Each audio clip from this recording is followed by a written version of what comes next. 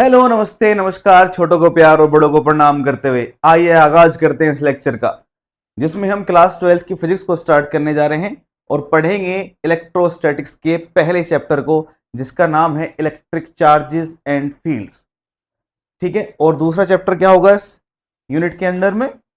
Electric potential and capacitance वाला। तो आज हम डिस्कस करेंगे इलेक्ट्रोस्टैटिक्स क्या है।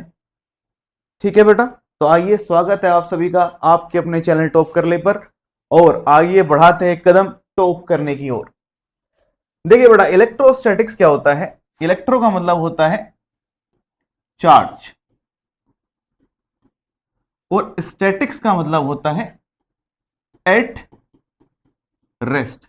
यानी कि जब चार्ज रेस्ट पे होगा, चार्ज किस में होगा? विराम अवस्था में होगा, उस चार्ज की स्टडी को हम कहते हैं इलेक्ट्रोस्टैटिक्स। तो फिजिक्स की वो ब्रांच जहां पे चार्ज रेस्ट में रहेगा, उसी स्टडी को हम कहते हैं इलेक्ट्रोस्टैटिक्स। तो यहां पे बात समझ में आती है कि एट रेस्ट क्या है, लेकिन ये चार्ज किस बला का नाम है? चार्ज कहां से आता है? तो आपने पढ़ा होगा या करके देखा होगा ये एक्सपेरिमेंट, कि जब हम किसी पेन को या किसी स्केल को अपने बालों में तड़ तड़ तड़ तड़ तड़ तड़ तड़ तड़ क्या करते हैं, रब करते हैं, तो उस पेन के अंदर या स्केल के अंदर ऐसी प्रॉपर्टीज आ जाती हैं जिसकी वजह से वो पेपर्स के छोटे छोटे टुकड़े को अपनी ओर अट्रैक्ट करने लगता है। इसी प्रॉपर्टी का नाम दिया गया है चार्ज। कैसे? कि एक साइंटिस्ट थे थेल्स, उन्होंने देखा जब अंबर को, किसको मेरे लाल? अंबर को। ये अंबर सरिया वाला नहीं है, ये कभी सोच रहे हो अंबर सरिया, सुना है ना? तो वो वाला अंबर नहीं है ये अंबर एक रेजिन है। क्या है? रेजिन, जो पेड़ से निकलता है ना, एक गोंद टाइप होता है पीला पीला सा, उसको हम कहते हैं अंबर। तो उन्होंने ये देखा, जब अंबर को रब किया जाता है मेरे लाल, इसके साथ में वुलन वुलन क्लोथ के साथ में, ठीक है, तो रब करने के बाद में क्या होता है, इस अंबर में कुछ ऐसी शक्तियां आ जाती हैं, या कुछ कह लें ऐसी प्रॉपर्टीज आ जाती हैं जिसकी वजह से ये क्या करता है, tiny tiny particles. Tiny particles का मतलब छोटे छोटे पार्टिकल्स को अपनी ओर अट्रैक्ट करने लगता है। ठीक है जी। तो यहां से बात होती है इस चार्ज की। ठीक, तो इस तरीके से पता चला था कि दुनिया में कुछ चार्ज नाम की भी चीज है। तो यहां से कुछ आगे बढ़ते हैं। देखिए, तो ये देखो, कुछ एक चार्ज का हिस्ट्री है, इतिहास है। क्या है इसमें? कि भाई थेल साइंटिस्ट ने देखा था कि discovery of electricity, then Benjamin Franklin आए, जिन्होंने बताया मेरे लाल चार्ज दो तरह का होता है, पॉजिटिव नेगेटिव। देन उसके बाद में इन चार्जेस के बीच में कितना फोर्स लगता है, कितना फोर्स लगता है, यह बताया था चार्ल्स ऑस्टिन डी कूलॉम ने। देन फिर इलेक्ट्रॉन, कि भैया इलेक्ट्रॉन ऐसा, सच में एक ऐसा पार्टिकल है जिसके ऊपर चार्ज होता है, और ये क्या है, इलेक्ट्रॉन। इसकी खोज किसने की थी? जे जे थॉमसन ने की थी। तो ये एक हिस्ट्री है कि भाई चार्ज किस तरीके से डिस्कवर हुआ था। आइए देखते हैं चार्ज की डेफिनेशन, कि किस तरीके से डिफाइन करते हैं हम चार्ज को। तो charge is a basic property. Basic, इसी को हम कह देते हैं फंडामेंटल। क्या कह देते हैं? मेंटल नहीं है भैया, फंडा है, फंडामेंटल।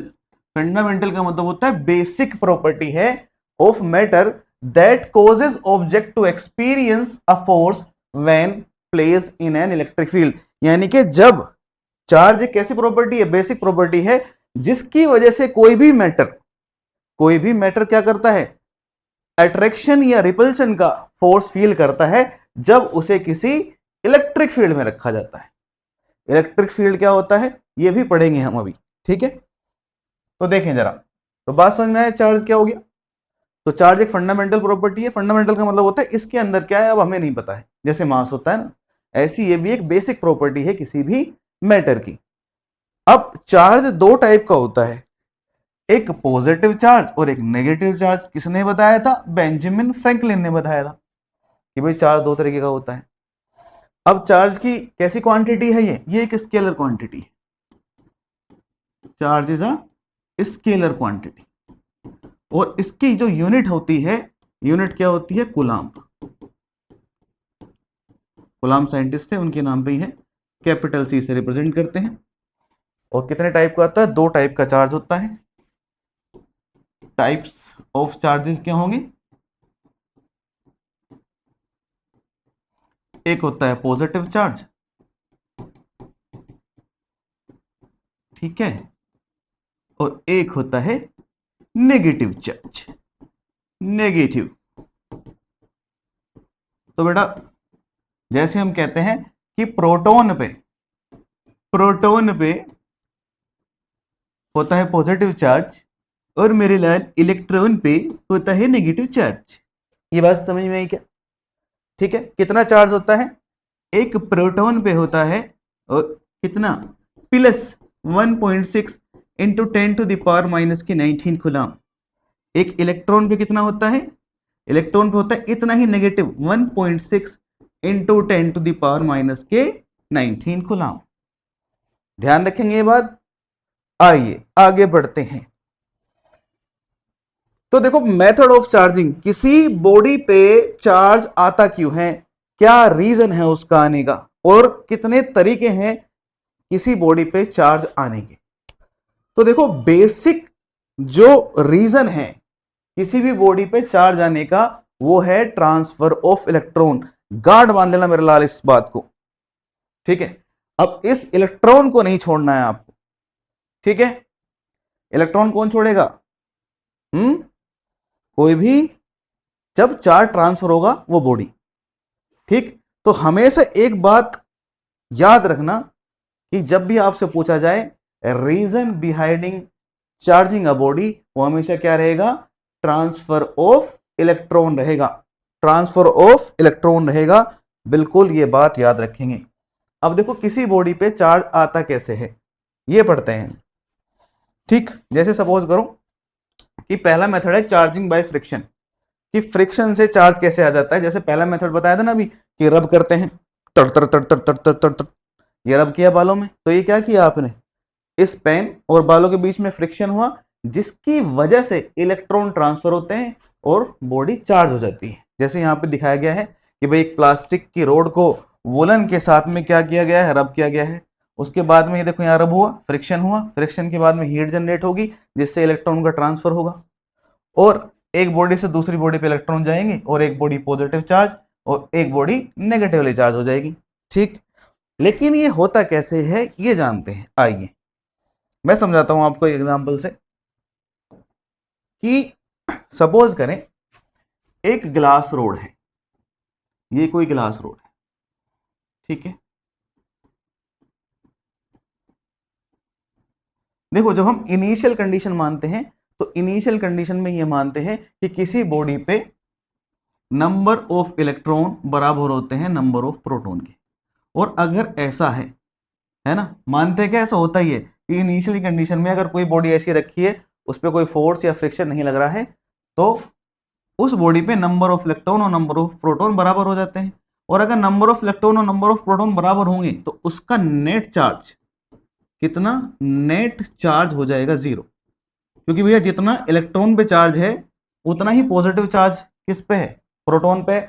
और नेगेटिव और पॉजिटिव आपस में कैंसिल कर जाएंगे, और कितना हो जाएगा? नेट चार्ज 0 हो जाएगा। जब भी हम किसी बॉडी पे बात करते हैं चार्ज की, तो उस टाइम पे हम नेट चार्ज की ही बात कर रहे होते हैं, ठीक। तो अभी यहाँ नेट चार्ज कितना है? 0। जैसे सपोज करो एक ग्लास रोड ली, और एक हमने लिया क्या? सिल्क का कपड़ा, ये रहा, ये सिल्क क्लोथ है मेरे लाल, ठीक है।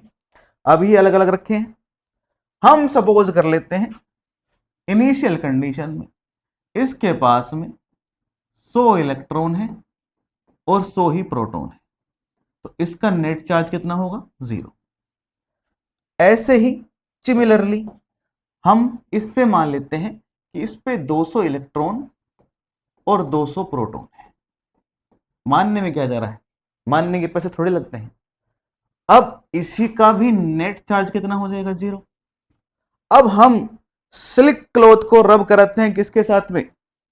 ठीक है, सिल्क क्लॉथ को रब करते हैं किसके साथ में?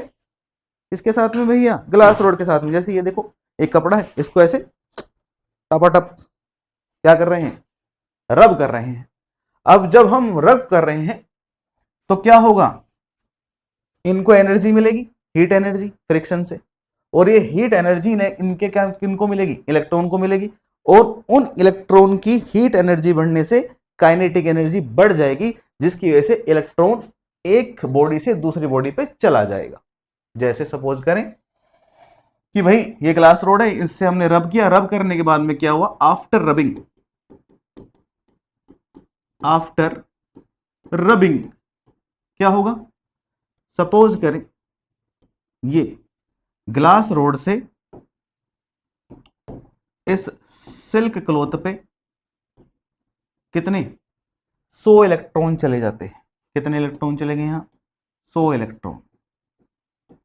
ठीक, अब यहां की कंडीशन लें अगर हम कि भाई यहां पे कितने इलेक्ट्रॉन थे? 200 इलेक्ट्रॉन थे, तो यहां कितने इलेक्ट्रॉन रह जाएंगे? 100 इलेक्ट्रॉन रह गए।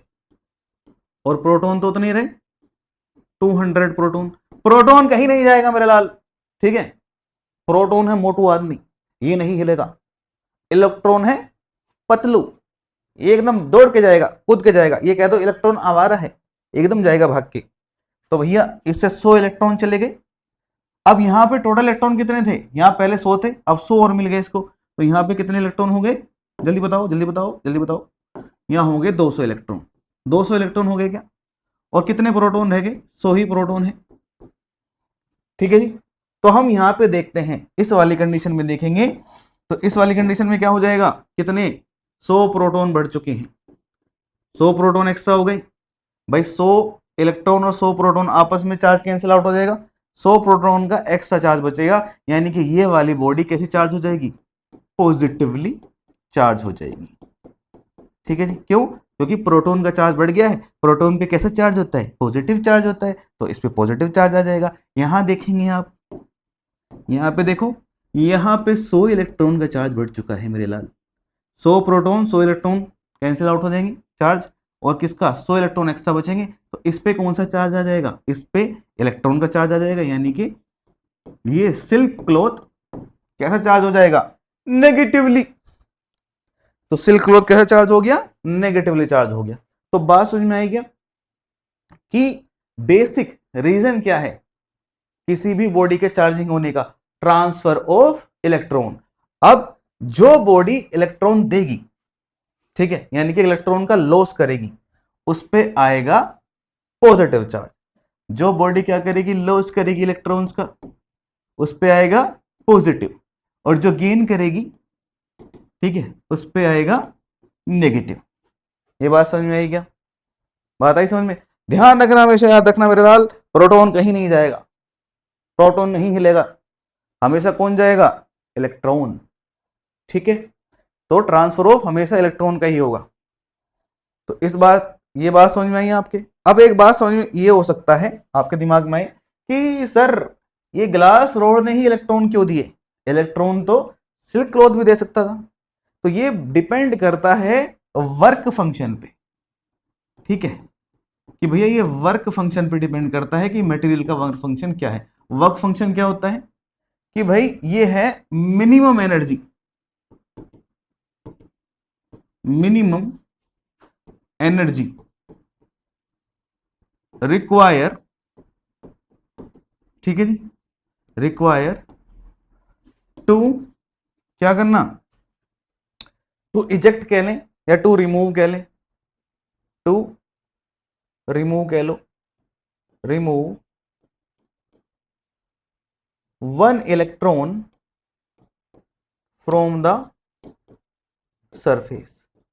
यानी कि किसी भी सरफेस से एक इलेक्ट्रॉन बाहर निकालने के लिए, इजेक्ट करने के लिए या इमिट करने के लिए जितनी एनर्जी चाहिए मिनिमम, उसको हम वर्क फंक्शन कहते हैं। अब जिसका वर्क फंक्शन कम होगा उसी से इलेक्ट्रॉन पहले निकल जाएगा। अब इस कंडीशन में ग्लास रोड का वर्क फंक्शन कम होगा। सपोज करो इसका वर्क फंक्शन है 100 जूल और इसका वर्क फंक्शन है 200 जूल। तो जैसे ही आप रब करना स्टार्ट करेंगे तो हीट मिलनी स्टार्ट होगी, एनर्जी बढ़ेगी। तो पहले एनर्जी कहां पहुंचेगी? 50 joule, 60 joule, 70 joule, 80 joule, 90 joule, 100 joule. जैसे ही 100 जूल पहुंचेगी ये इलेक्ट्रॉन इमिट कर देगा, बाहर निकाल देगा, इजेक्ट कर देगा, और ये इलेक्ट्रॉन कौन ले लेगा? सिल्क क्लॉथ के पास चले जाएंगे। तो इस तरीके से जिसका वर्क फंक्शन कम होता है वो पहले क्या करेगा? इलेक्ट्रॉन देगा। यहां तक बात समझ में आई? तो ये कुछ एग्जाम्पल हैं चार्जिंग बाय फ्रिक्शन के। देखो जैसे बैलून को रब करते हैं हेयर के साथ में तो बैलून नेगेटिवली चार्ज हो जाता है, ओहो। और ये हमारे बाल कैसे हो जाते हैं? लाल, पॉजिटिव। ठीक है। ऐसे ही कंघे को रब करते हैं तो कंघा नेगेटिवली चार्ज हो जाता है और बाल पॉजिटिवली चार्ज हो जाते हैं। तो ऐसे सारे एग्जाम्पल यहाँ पे देखो दिए गए हैं। ठीक। आप किसी कारपेट से रब करते हैं तो भी क्या हो जाते हैं? आप चार्ज हो जाते हैं मेरे लाल। जब भी चार्ज करना हो तो अपने आप को रगड़ो, और रगड़ोगे तो क्या होगी? चार्ज हो जाओगी। ठीक। देखिए अब जैसे ही आपने देखा होगा, कुछ चीज नोटिस करी होगी, ज्यादातर सर्दियों के मौसम में, ठंड के मौसम में आप क्या करते हैं कि जैसे ही किसी डोर के हैंडल को छूते हैं तो आपको एक शॉक फील होता है। वो किसकी वजह से होता है? फ्रिक्शनल इलेक्ट्रिसिटी की वजह से। क्यों? जैसे ही आप किसी कंबल से या किसी कंबल से रब करते हैं, किसी कपड़े से रब होके आपकी बॉडी चार्ज हो जाती है। और जैसे ही आप किसको छूते हैं, किसको छूते हैं? कंडक्टर को छूते हैं, तो बॉडी एकदम इलेक्ट्रॉन को क्या कर देती है? डिस्चार्ज कर देती है, जिसकी वजह से सडनली डिस्चार्ज होता है। सडनली डिस्चार्ज की वजह से क्या होगा? आपको एक शॉक फील होगा। यानी कि जब भी डिस्चार्जिंग होगी, चार्जिंग के टाइम तो बॉडी चार्ज होगी, लेकिन जैसे डिस्चार्ज होंगी तो डिस्चार्जिंग के टाइम आपको एक शॉक लगेगा और एक क्या क्रिएट होगा? स्पार्क क्रिएट होगा। आपने देखा होगा पट से आवाज आती है एकदम। ठीक है। आप सपोज करो कि सोफे पे बैठे हैं, वहां पे रब हो रहे हैं और आपने किसी ह्यूमन बॉडी को टच कर दिया तो आपको तो एकदम तभी एकदम शॉक सा लगता है एकदम। क्यों? क्योंकि जो आपकी बॉडी चार्ज हुई है, जैसे ही कंडक्टर से टच होती है सडनली क्या करती है? इलेक्ट्रॉन को लूज करती है। इसकी वजह से क्या हो जाता है? एक स्पार्क क्रिएट होता है। और इसी फ्रिक्शन से क्रिएट हुई इलेक्ट्रिसिटी को हम क्या कहते हैं? फ्रिक्शनल इलेक्ट्रिसिटी कहते हैं। ये बात समझ में आई क्या? बिल्कुल आई होगी। और ये ज्यादा तब होता है जब मौसम ड्राई होता है हमारा। ठीक।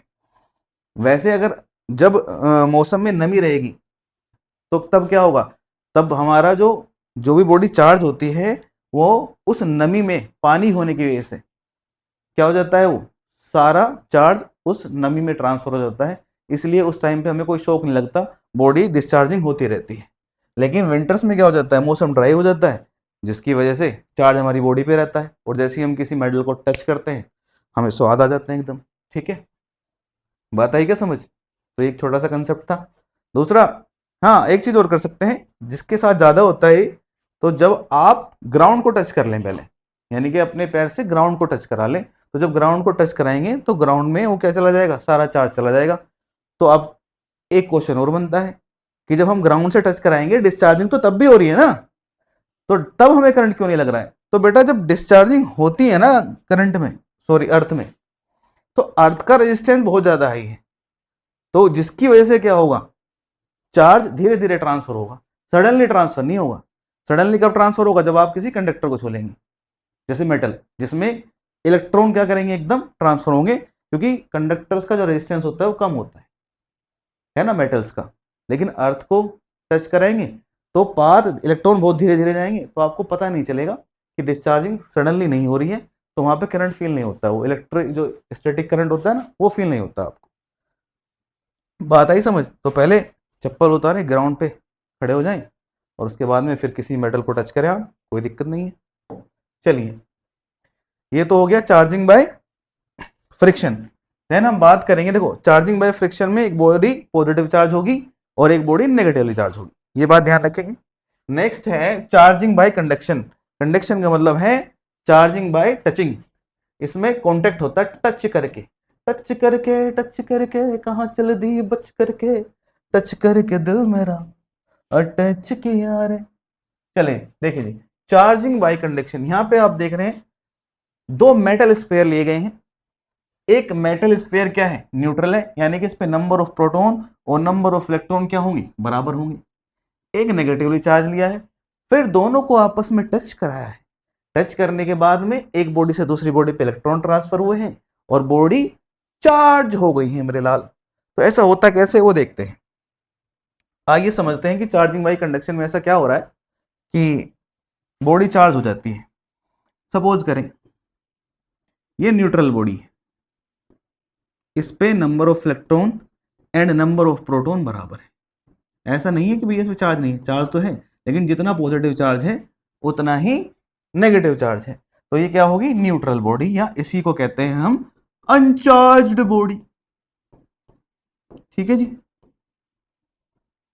और एक हमारे पास में है चार्ज्ड बॉडी। कैसी ले, पॉजिटिव नेगेटिव कोई सी भी ले लो। सपोज करें ये पॉजिटिव चार्ज बॉडी है, पॉजिटिवली चार्ज बॉडी। इसका मतलब पॉजिटिवली चार्ज बॉडी कब होती है जी, जब बॉडी इलेक्ट्रॉन का लॉस करती है, यानी कि इस पे इलेक्ट्रॉन की कमी है, तभी तो ये पॉजिटिवली चार्ज बॉडी है ना, इसने इलेक्ट्रॉन का लॉस किया होगा। अब जैसे ही मैं इसको और इसको टच कराता हूं या एक थिन वायर से कनेक्ट कर देता हूं, कंडक्टिंग वायर से, तो अब क्या होगा, जैसे ये कनेक्ट होंगे तो इस पे तो इलेक्ट्रॉन की कमी है, ये क्या करेगा, इसकी इलेक्ट्रॉन को अपनी ओर खींचना स्टार्ट कर देगा, क्योंकि इस पे पॉजिटिव चार्ज है। बात आई समझ। तो पॉजिटिव चार्ज नेगेटिव चार्ज को अट्रैक्ट करता है, ये बात ध्यान रखना कि भैया पॉजिटिव पॉजिटिव रिपेल करेगा, नेगेटिव नेगेटिव रिपेल करेगा, लेकिन पॉजिटिव नेगेटिव आपस में क्या करता है, अट्रैक्ट करता है। नेचर है भैया, दुनिया में ऐसी तो चल रहा है कि एक पॉजिटिव चीज दूसरी नेगेटिव चीज को अपनी ओर अट्रैक्ट करती है।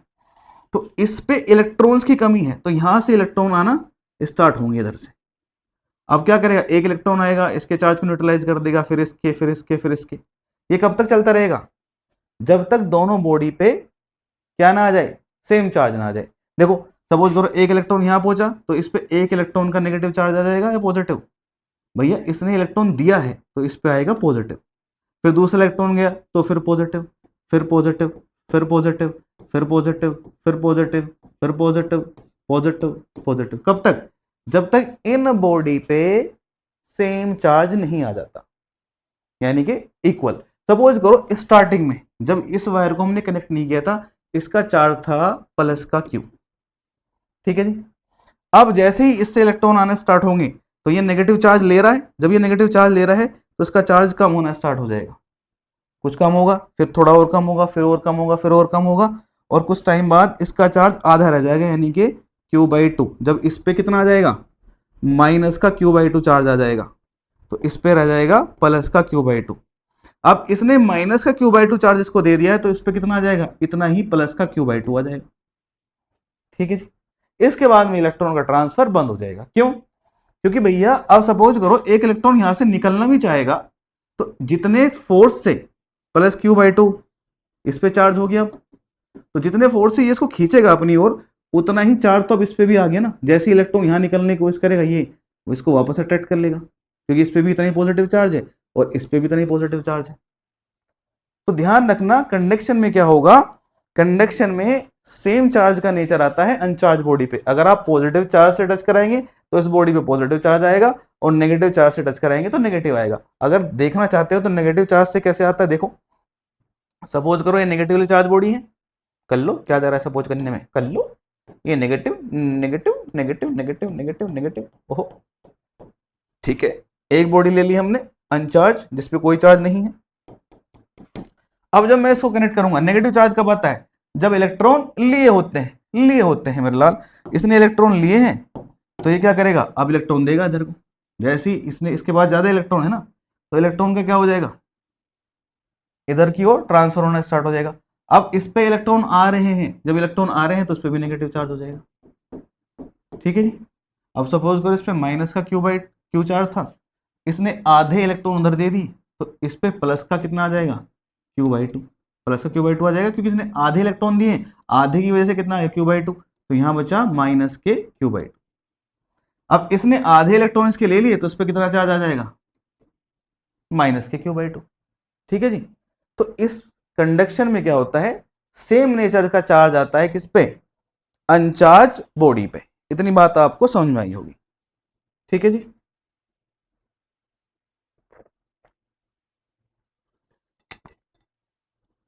2 घुट पिला दे। चलो जी, नेक्स्ट है, देखो ये कुछ एग्जांपल है कि पॉजिटिव से टच कराया है तो क्या हो गया, दोनों बॉडी पॉजिटिवली चार्ज हुई। ऐसे ही जब नेगेटिव से टच कराया था तो दोनों बॉडी नेगेटिवली चार्ज हुई थी।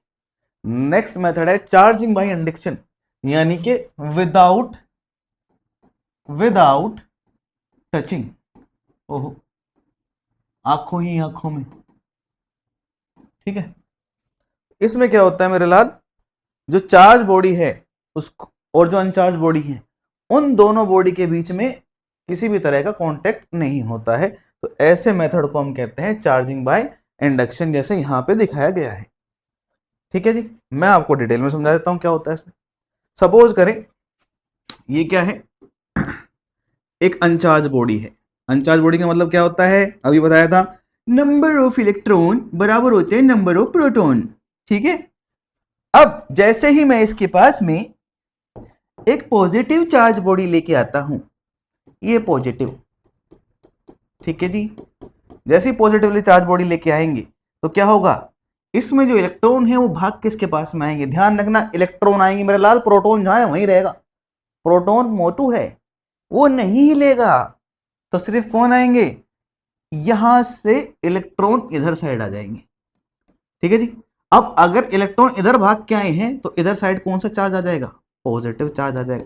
देखो होता दिमाग में क्या आएगा, दिमाग में ही आएगा, देखो ये देखो भैया, ये है, दिमाग में आएगा कि भाई इस पॉजिटिव चार्ज ने, ये पॉजिटिव रोड ने नेगेटिव को अट्रैक्ट कर लिया, पॉजिटिव को रिपेल कर दिया, यही आ रहा है ना दिमाग में। एक्चुअल में होता क्या है, प्रोटॉन नहीं हिलता है, अभी बताया, इलेक्ट्रॉन को नहीं छोड़ना है, इलेक्ट्रॉन हिलेगा बस।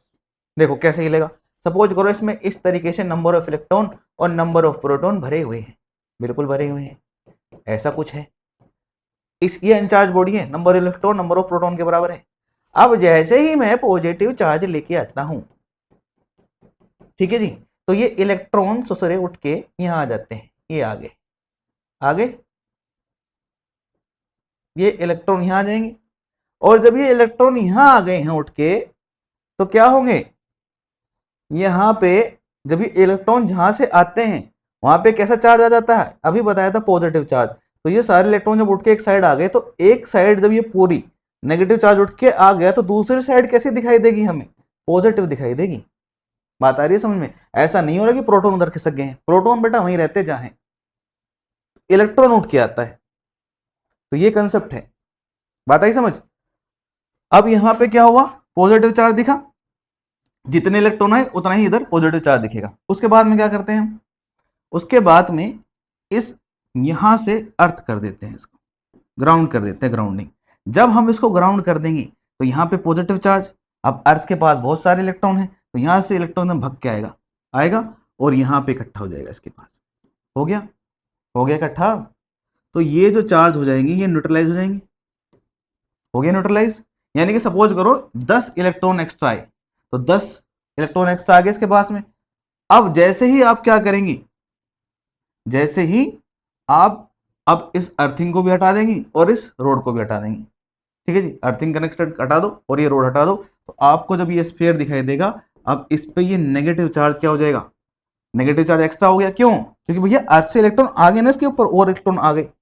शुरू में क्या थे, नंबर ऑफ इलेक्ट्रॉन और नंबर ऑफ प्रोटॉन बराबर थे। जैसी अर्थिंग करी आपने, इस इधर नेगेटिव को दिखा पॉजिटिव चार्ज, तो इलेक्ट्रॉन भाग के आया, इलेक्ट्रॉन आवारा है एकदम भाग के आएगा। अब यहाँ इलेक्ट्रॉन इकट्ठे हो गए, ठीक है जी, इलेक्ट्रॉन इकट्ठे हो गए। अब जैसे ही आप इसको हटाएंगे यहाँ से, तो ये नेगेटिव चार्ज एक्स्ट्रा हो गया ना, जितने इलेक्ट्रॉन आए उतने इस पे एक्स्ट्रा चार्ज हो जाएगा। भैया शुरू में तो number of electron number of proton बराबर थे, एक्स्ट्रा चार्ज कहाँ से आया, अर्थ से आया। अब जैसे ये नेगेटिव चार्ज आया, ये क्या करेगा, ये बाद में इस पूरे सरफेस पे फैल जाएगा। क्यों, सपोज करो 10 इलेक्ट्रॉन आए, 10 इलेक्ट्रॉन एक्स्ट्रा आए हैं इस पे। अब शुरू में कितने थे, सपोज करो 50 इलेक्ट्रॉन थे, 50 प्रोटॉन थे, ये एक दूसरे में न्यूट्रलाइज कर रहे थे। अब जैसे ही 10 इलेक्ट्रॉन बढ़ गए तो 60 इलेक्ट्रॉन हो गए और 50 प्रोटॉन हो गए। अब ये जो 10 इलेक्ट्रॉन है ये इसके जो हमारा मेटल है इसके ऊपर फैल जाएंगे। फैल क्यों जाएंगे, क्योंकि नेगेटिव नेगेटिव एक दूसरे को रिपेल करते हैं, और रिपेल करेंगे तो ये क्या करेंगे, अंदर तो रहेंगे स्फीयर के, भाई यहाँ रहेंगे तो क्या करेंगे, इन दोनों पर रिपल्शन लेगा, तो रिपेल होकर यहाँ चला जाएगा और ये यहाँ चला जाएगा, ठीक है जी। तो ये इसके बाहरी सरफेस पे क्या हो जाते हैं, डिस्ट्रीब्यूट हो जाते हैं। बात आई समझ में? तो इस तरीके से नेगेटिवली चार्ज हो जाती है। तो इस मेथड में हम ये देख रहे हैं, अगर हम पॉजिटिव रोड लेके आ रहे हैं तो ये जो बॉडी है ये क्या हो रही है, नेगेटिवली चार्ज हो जाती है। तो इंडक्शन में अपोजिट चार्ज आता है जब हम क्या करते हैं, ग्राउंडिंग करते हैं तब।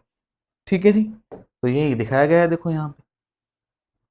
ठीक, अगर देखो नेगेटिव चार्ज लेके आओगे तो ये पॉजिटिव को क्या करेगा, ये क्या करेगा, नेगेटिव को रिपेल कर देगा। जब ये नेगेटिव को इधर साइड रिपेल कर देगा तो इधर साइड एक पॉजिटिव चार्ज दिखना स्टार्ट हो जाएगा। फिर जब हम इसको ग्राउंड करेंगे तो ग्राउंड पे तो इलेक्ट्रॉन और प्रोटॉन दोनों ही होते हैं, तो ये नेगेटिव चार्ज जो एक्स्ट्रा होगा सारा किसमें चला जाएगा, अब ये सारा चार्ज जो ग्राउंड, पहले इलेक्ट्रॉन आ रहे थे अब इलेक्ट्रॉन ग्राउंड में चले जाएंगे। तो अब इस पे जब इलेक्ट्रॉन इसने दे दिए, इस स्फीयर ने इलेक्ट्रॉन दे दिए, तो इस पे कौन सा चार्ज रह जाएगा, पॉजिटिव चार्ज रह जाएगा। बात आई समझ में? तो देखना इंडक्शन में भी कंडक्शन होता है या नहीं होता है। देखो ये रहा, ये कंडक्शन प्रोसेस है। कंडक्शन का मतलब टच कराया जा रहा है दो कंडक्टर्स को। ठीक है जी, एक तरीका और है कि हम दोनों चार्ज लेके आ सकते हैं एक अनचार्ज बॉडी पे। कैसे कि एक नहीं दो अनचार्ज बॉडी होंगी। सपोज करो दो अनचार्ज बॉडी है हमारे पास, एक ये रही, ये फर्स्ट अनचार्ज बॉडी है, एक दूसरी ये रही, एक दूसरी अनचार्ज बॉडी है, एक दूसरे टच करा के रख दी हमने, ये दूसरी अनचार्ज बॉडी है, दोनों अनचार्ज बॉडी है। एक मैं यहां पे पॉजिटिव रोड लेके आता हूं, लेके आए क्या, अब जैसे पॉजिटिव रोड लेके आएंगे तो क्या होगा, सारे इसके भी इलेक्ट्रॉन और इसके भी इलेक्ट्रॉन, यहां से भी इलेक्ट्रॉन आएंगे और सारे इलेक्ट्रॉन यहां पे इकट्ठे हो जाएंगे। तो यहाँ पे आपको नेगेटिव चार्ज दिखने लगेगा। इलेक्ट्रॉन यहाँ से भी आए हैं, जब यहाँ से भी आए हैं तो यहाँ पे इधर साइड आपको पॉजिटिव चार्ज दिखना स्टार्ट हो जाएगा।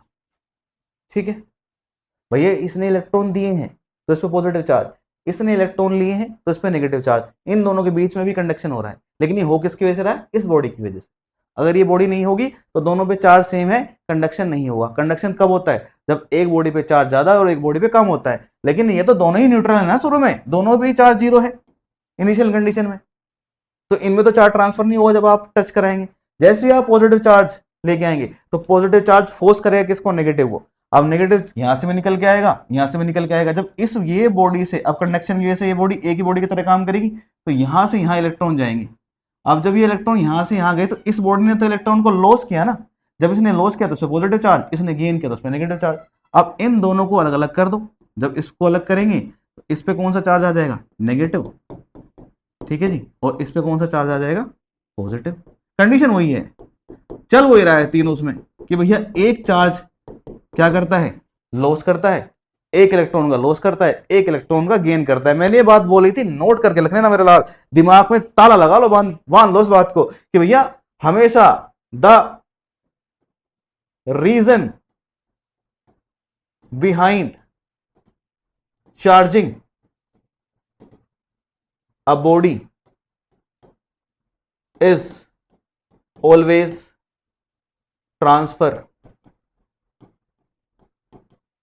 of electrons। ये बात याद रखना। इतनी बात समझ में आई क्या? आइए नेक्स्ट हमने पढ़ लिया मेथड किस तरीके से चार्ज करते हैं।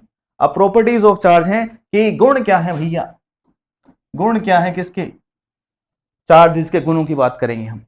तो पहली प्रॉपर्टी है like charges repel each other और unlike charges attract each other. ये तो होता ही है भैया, एक जैसे सेम क्या करते हैं, रिपेल करते हैं। जैसे पॉजिटिव पॉजिटिव क्या करेगा, नेगेटिव नेगेटिव क्या करेगा, रिपेल करेगा आपस में। रिपेल का मतलब दूर फेंकेगा, अरे दो जाओ जाओ। जैसे ही पॉजिटिव को नेगेटिव दिखाई देगा वो कहेगा आओ आओ, तो ये हो जाएगा अट्रैक्ट। बात आई समझ? सेकंड प्रॉपर्टी है electric charges create electric field. बिल्कुल सही बात है कि जो चार्जेस हैं वो इलेक्ट्रिक फील्ड क्रिएट करते हैं। कैसे कि अगर मैं पॉजिटिव चार्ज लेता हूं, ये पॉजिटिव चार्ज लूंगा तो ये इलेक्ट्रिक फील्ड क्रिएट करता है ऐसे रेडियली आउटवर्ड। याद रखेंगे इस बात को, रेडियली मतलब रेडियस के अलोंग, ऐसे सिमेट्रिक होगा भैया। और ये एक लाइन यहां से निकल रही है तो एक लाइन इसके पीछे से भी जाएगी ऐसे, तो सिमेट्रिक। क्या है ये, रेडियली आउटवर्ड। कहां पे लिखें, कहां पे लिखूं, कहां पे लिखूं, यहां पे लिख देता हूं। इसको कहेंगे हम रेडियली आउटवर्ड। ठीक है जी। अगर मैं नेगेटिव चार्ज की बात करता हूं तो नेगेटिव चार्ज से हो जाता है रेडियली इनवर्ड, रेडियस के अलोंग, यानी कि रेडियस के अलोंग ऐसे।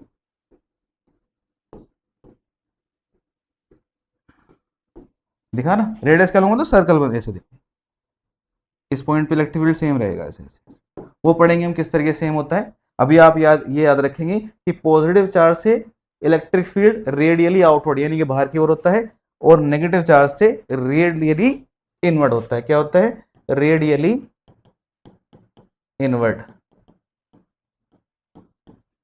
ठीक है जी।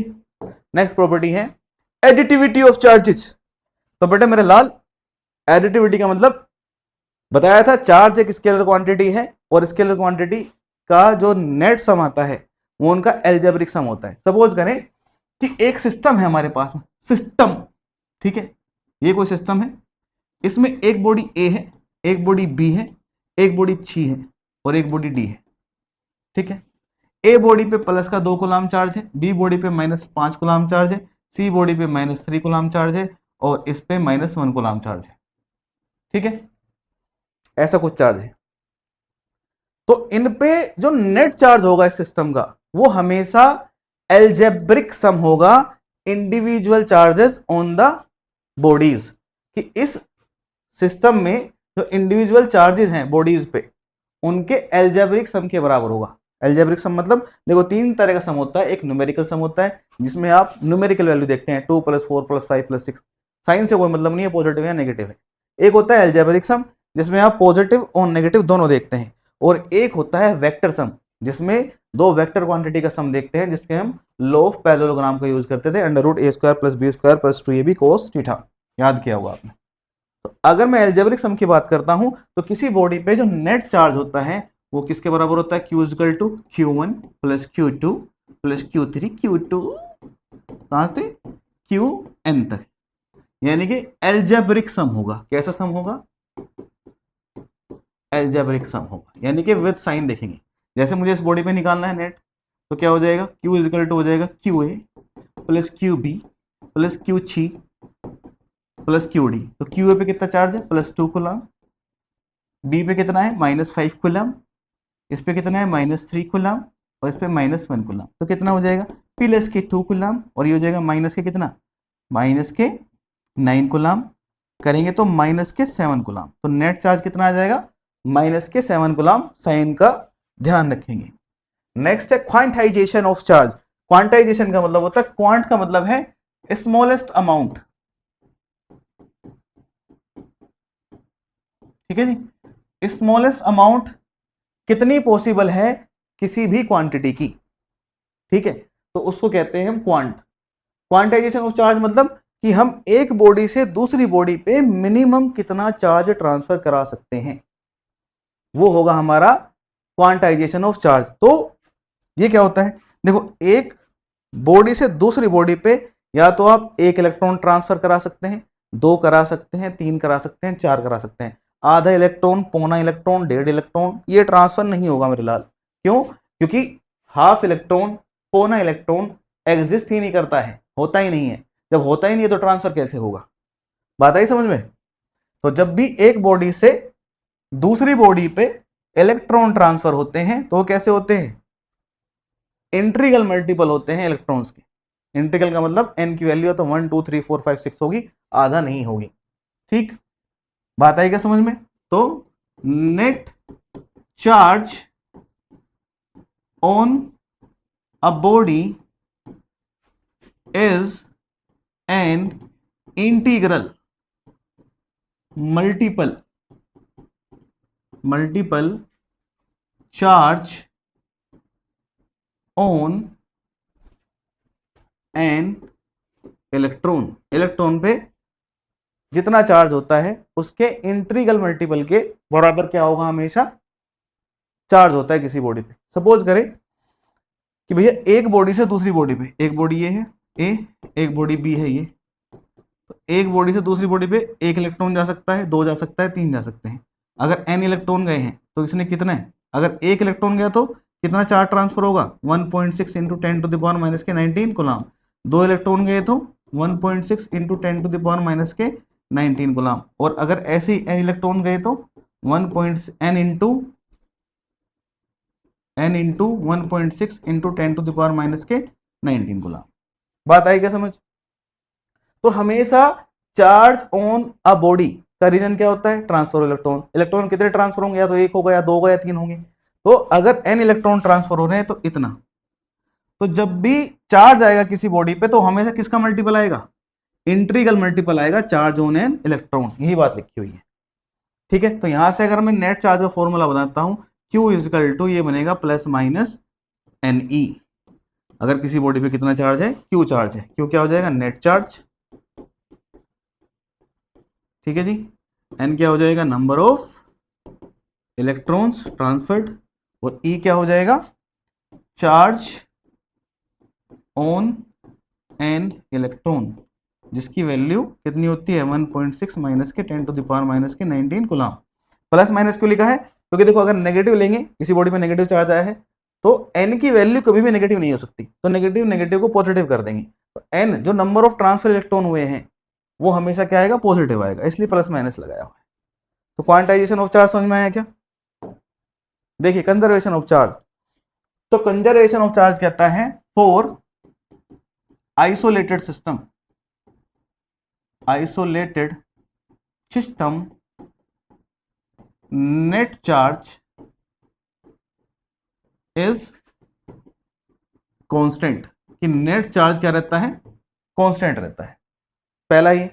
दूसरा ये कहता है कि charge neither be created, charge is neither be created nor be destroyed।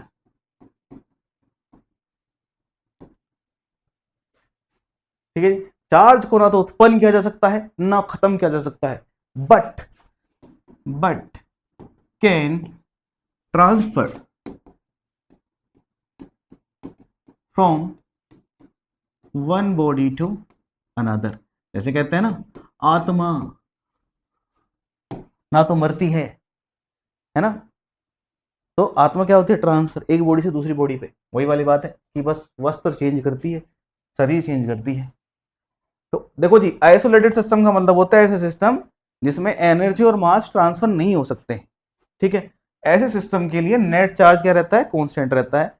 दूसरा, कांस्टेंट का मतलब जितना पहले था उतना बाद में रहेगा। चार्ज कभी भी ना तो आप क्रिएट कर सकते हैं ना डिस्ट्रॉय कर सकते हैं, बस एक बॉडी से दूसरी बॉडी पे ट्रांसफर कर सकते हैं। यही होता है कि भैया एक बॉडी से दूसरी बॉडी पे इलेक्ट्रॉन चले जाते हैं, जिस बॉडी पे इलेक्ट्रॉन जाते हैं उस पर नेगेटिव चार्ज आ जाता है, और जिस बॉडी पे इलेक्ट्रॉन जो लॉस करता है उस पर पॉजिटिव चार्ज आ जाता है, और जिस बॉडी पे इलेक्ट्रॉन आते हैं उस पर नेगेटिव चार्ज आता है। लेकिन अगर मैं दोनों बॉडी के नेट चार्ज को जोड़ूंगा तो जितना चार्ज पहले था उतना ही चार्ज बाद में रहेगा, ठीक है जी। तो ये कंजर्वेशन ऑफ चार्ज है। जैसे सपोज करो, एग्जाम्पल देख लेते हैं। एक सिस्टम है, अब एक चार्ज ए है, एक चार्ज बी है बॉडी, और एक चार्ज सी है। इस पे 2 कूलम है माइनस का, इस पे प्लस का 5 कूलम है, और इस पे माइनस का 3 कूलम है। तो नेट चार्ज कितना हो जाएगा? इस पे 0। जोड़ दो सबको, एडिटिविटी ऑफ चार्ज, तो नेट चार्ज कितना हो जाएगा? 0। सपोज करो आपने इसको हिलाया डुलाया और ये आपस में टकराए, और ड्यू टू फ्रिक्शन या कंडक्शन इनके बीच में क्या हो गया? एनर्जी ट्रांसफर हो गई। इनके अंदर ही हो रही है, विद इन, बाहर से कुछ नहीं दे रहे हम, आपस में चार्ज ट्रांसफर कर रहे हैं, आइसोलेटेड सिस्टम है। अब सपोज करो कुछ कंडक्शन या फ्रिक्शन के बाद में इस पे प्लस 5 कूलम चार्ज आ गया, बी पे आ गया 3 कूलम चार्ज प्लस का, और वो पूछ रहा है भैया छी पे बताओ कितना चार्ज होगा। तो भैया बिफोर एंड आफ्टर क्या रहेगा? चार्ज तो कंजर्व रहेगा, तो अब भी नेट चार्ज कितना रहेगा? 0। तो सबको जोड़ दो, प्लस 5 कूलम प्लस 3 कूलम, और जी प्लस इस पे मान लिया क्यूसी चार्ज है, तो नेट चार्ज कितना रहेगा? 0। तो क्यूसी की वैल्यू कितनी आ जाएगी? माइनस के 8 कूलम। अब देखो इस तरीके से हम चार्ज भी निकाल सकते हैं by conservation of charge. Charge is invariant. Invariant का मतलब मेरे लाल, चार्ज वेरी नहीं करता है, हर कंडीशन में सेम रहेगा, बदलेगा नहीं, ठीक है जी। ये उसकी तरह नहीं है जो बदल गई थी या था। भैया चार्ज नहीं बदलता है मेरे लाल, ठीक है। चार्ज हमेशा इनवेरिएंट रहता है, किसके साथ में? स्पीड के साथ में। यानी कि अगर आपके पास में कोई 10 कूलाम का चार्ज है, अगर वो रेस्ट में है तो भी 10 कूलाम का है, मोशन में है तब भी 10 कूलाम का है, आंधी है तब भी 10 कूलाम का है, तूफान है तब भी 10 कूलाम का है, गरीब है तब भी 10 कूलाम का है, अमीर है तब भी 10 कूलाम का है। तो मेरे लाल, चार्ज स्पीड के साथ में नहीं बदलता है, ये बात याद रखेंगे आप। ठीक है जी, बात आई समझ में? मास बदल जाता है, वो पढ़ेंगे लास्ट में। Charge is always associated with mass. Charge हमेशा बना रहेगा किसके साथ में? मास के साथ में। क्यों? क्योंकि भैया इलेक्ट्रॉन के ऊपर क्या होता है? मास होता है। सपोज करो एक बॉडी ए, एक बॉडी बी, इससे इलेक्ट्रॉन गए, तो भैया इलेक्ट्रॉन जाएंगे तो इलेक्ट्रॉन अपना मास भी तो लेके जाएंगे, या घर थोड़ी छोड़ के चले जाएंगे। तो जो बॉडी इलेक्ट्रॉन गेन करती है उनका मास क्या होता है? स्लाइटली, थोड़ा सा, क्योंकि मास पे स्लाइटली इंक्रीज हो जाता है। ठीक है जी। और जो बॉडी इलेक्ट्रॉन का लॉस करती है उनका मास स्लाइटली का मतलब बहुत हल्का सा, स्लाइटली डिक्रीज हो जाता है। तो जब भी चार्ज ट्रांसफर होगा तो उसके साथ में मास भी ट्रांसफर होगा। लेकिन इसका उल्टा सही नहीं है कि जब भी मास ट्रांसफर होगा तो जरूरी नहीं है चार्ज ट्रांसफर होगा या नहीं होगा। क्यों? कि सपोज करो जब मास ट्रांसफर हुआ है उसमें नंबर ऑफ इलेक्ट्रॉन और नंबर ऑफ प्रोटॉन बराबर थे, तो भैया तो उस पर तो चार्ज ट्रांसफर होगा ही नहीं, क्योंकि नेट चार्ज तो जीरो हो गया। देखिए जी, ये golden leaf, sorry gold leaf electroscope है जो यूज करते हैं हम किसके लिए? जो हम यूज करते हैं बेटा बताने के लिए कि किसी बॉडी, कोई बॉडी पे चार्ज है या नहीं है। तो ये कैसे बताते हैं? ये देखो इसमें क्या है, ये एक मेटल की रोड लगी हुई है। ठीक है, ये मेटल प्लेट है, यहाँ पे दो गोल्ड की लीफ लगी हुई है, मतलब दो गोल्ड की पत्तियां। क्यों यूज करते हैं? क्योंकि गोल्ड को काफी बारीक फॉइल में कन्वर्ट किया जा सकता है। जैसे वो आते हैं ना एल्यूमिनियम फॉइल, इस तरीके से दो काफी बारीक पत्तियों में कन्वर्ट कर सकते हैं इसको। अब सपोज करो यहां पे कैसे पता चलेगा कि किसी बॉडी पे चार्ज है या नहीं है ना? तो इसको पता करने के लिए इस गोल्ड लीफ इलेक्ट्रोस्कोप का यूज किया जाता है। कैसे यूज करते हैं बेटे इसका? देखो जरा, दो तरीके हैं इसको यूज करने के, यहां पे समझते हैं। सपोज करो जैसे ये रोड है, अब ये रोड क्या है? पॉजिटिवली चार्ज है। ठीक है, और जैसे ही आप पॉजिटिवली चार्ज रोड इसके पास में लेके आएंगे तो ये मेटल है। अब पॉजिटिव चार्ज क्या करेगा? इलेक्ट्रॉन को रिपेल कर देगा या अट्रैक्ट कर लेगा। तो क्या होगा? जैसे ये इंडक्शन करवाएंगे आप तो यहाँ इलेक्ट्रॉन आ जाएंगे, यहाँ पे ये इलेक्ट्रॉन इकट्ठे हो जाएंगे, क्योंकि ये क्या करेगा? इलेक्ट्रॉन को अट्रैक्ट करेगा। और इलेक्ट्रॉन यहाँ से उठ के आएंगे ऐसे, जब यहाँ से इलेक्ट्रॉन उठ के आएंगे तो जहां से इलेक्ट्रॉन उठ के आए हैं वहां पे कैसा चार्ज आ जाता है? पॉजिटिव चार्ज आ जाता है। तो ये जो ये है यहाँ पे पॉजिटिव चार्ज इंड्यूस हो जाएगा, और जिसकी वजह से ये गोल्ड लीफ क्या करेंगी? एक दूसरे को रिपेल करना स्टार्ट कर देंगे। देखो ये पॉजिटिव पॉजिटिव, ये पॉजिटिव ये पॉजिटिव, तो ये पॉजिटिव पॉजिटिव क्या करेगा? रिपेल करेगा। ठीक है जी।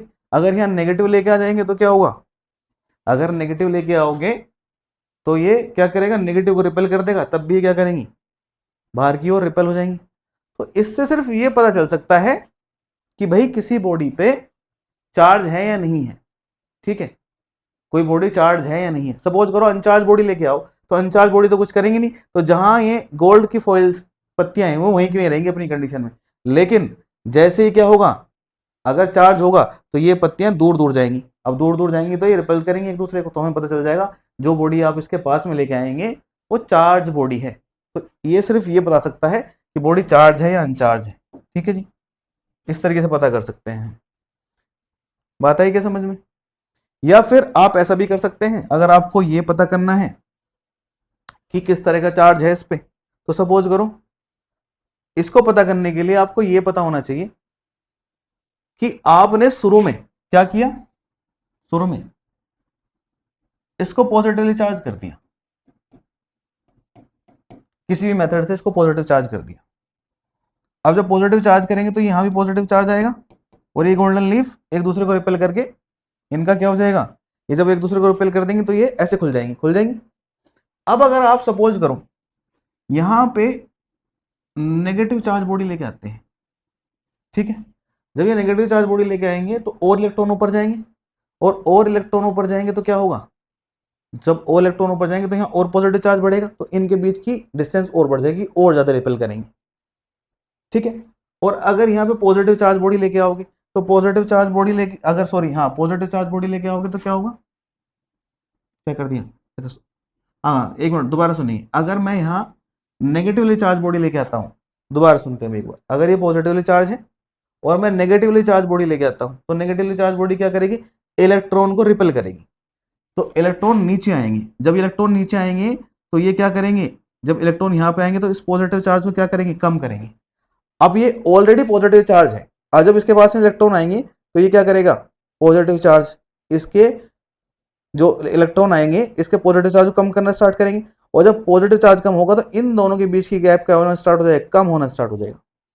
उल्टा बता दिया था पहले मैंने, क्या करना है, नेगेटिव चार्ज बॉडी लेके आए, पहले क्या करेंगे, इसको पॉजिटिवली चार्ज किया, पॉजिटिव चार्ज होने की वजह से गोल्डन लीफ रिपेल करेंगी। मैं नेगेटिव रोड लेके आऊंगा तो नेगेटिव रोड क्या करेगी, नेगेटिव चार्ज को रिपेल करेगी, जिसकी वजह से नेगेटिव चार्ज नीचे आना स्टार्ट हो जाएगा। जैसे ही नेगेटिव चार्ज नीचे आना स्टार्ट होगा तो ये पॉजिटिव चार्ज को क्या करेगा, कम करेगा, पॉजिटिव चार्ज को कम करेगा तो रिपल्शन कम होता चला जाएगा और ये एक दूसरे के पास आते चले जाएंगे, तो हमें पता चल जाएगा ये क्या है, पॉजिटिव नेगेटिवली चार्ज रोड है। सपोज करो इसको उल्टा कर दो कि आप यहाँ पे क्या लेके आए, एक पॉजिटिव चार्ज बॉडी लेके आए, तो पॉजिटिव चार्ज क्या करेगा, नेगेटिव चार्ज को रोटेट करेगा, तो नेगेटिव चार्ज अब ऊपर की ओर आएगा, जब इलेक्ट्रॉन ऊपर की ओर आएंगे तो यहाँ पॉजिटिव चार्ज और बढ़ेगा और इन दोनों की डिस्टेंस और बढ़ जाएगी, तो हमें पता चल जाएगा कि भैया ये जो रोड है ये पॉजिटिवली चार्ज है, ठीक है जी। कितना चार्ज है ये नहीं बताएगा, बस ये बता देगा कि ये चार्ज है या नहीं है।